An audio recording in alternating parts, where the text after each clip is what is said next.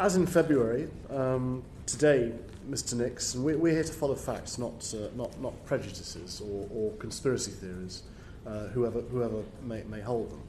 But to us today, you've presented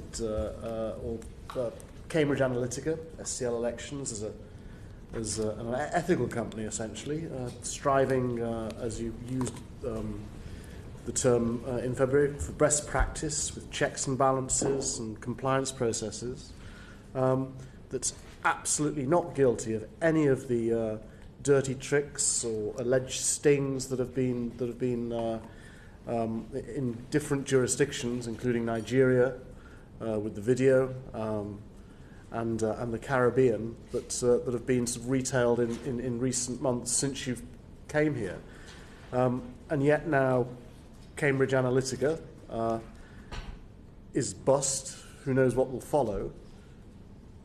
If none of this is true, why do you think so many people have had it in for you?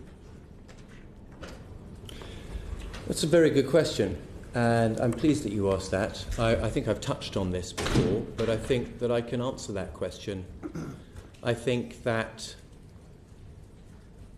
our involvement in the US election, for the election of a president who's proved to be so divisive among voters and polarizing amongst voters, put an incredibly huge target on our back, and that ever since that day, although it was a great success in some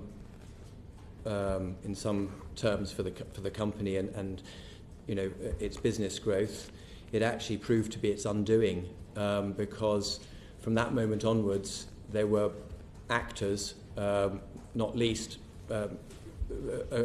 Democrats and the liberal media particularly, who were just determined to destroy us, absolutely destroy us, and we became the target of a sustained press and media attack. Now you couple that with the reporting in the UK, driven largely by Carol and The Guardian, about our involvement in Brexit, and obviously that was proved to be false reporting at every level, but we were in this country then perceived to be the architects of that campaign, and we were vilified and hated for that.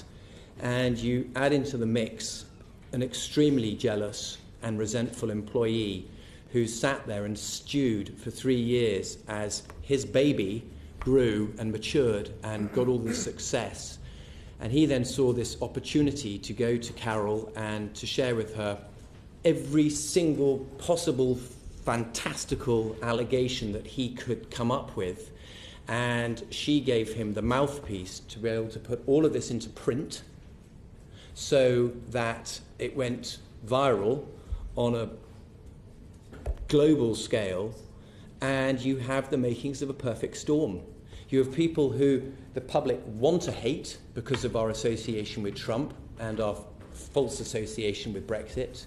You have somebody who's deeply motivated to destroy us, who's feeding snippets of information, half-baked allegations to a media organisation that's incredibly influential and powerful. And obviously, The Guardian, and particularly Carol, thought that if by attacking Cambridge Analytica and proving that we had been involved in the referendum and that our involvement had somehow been illegal, that they might be able to push for a second referendum, which is exactly what they tried to do together yesterday, that they might be able to change the course of history. And I genuinely, wholeheartedly believe that that is what has happened. I believe that people in America can't accept that Trump is their president, and they want to blame someone for that. And people in England are looking, led by Carol, are looking to use us as a way to overturn the outcome of this referendum that they don't agree with. And the fact of the matter is, we didn't work on the referendum.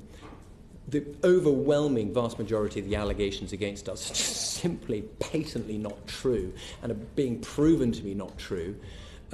Yes, gosh, I'm so guilty of being foolish, but that hardly constitutes the kind of cataclysmic response that we've received from the press and media and the destruction of an otherwise I say humbly, but brilliant, growing tech company staffed by super talented people that could have gone on to really do some exciting and good things in this world. And that's your answer.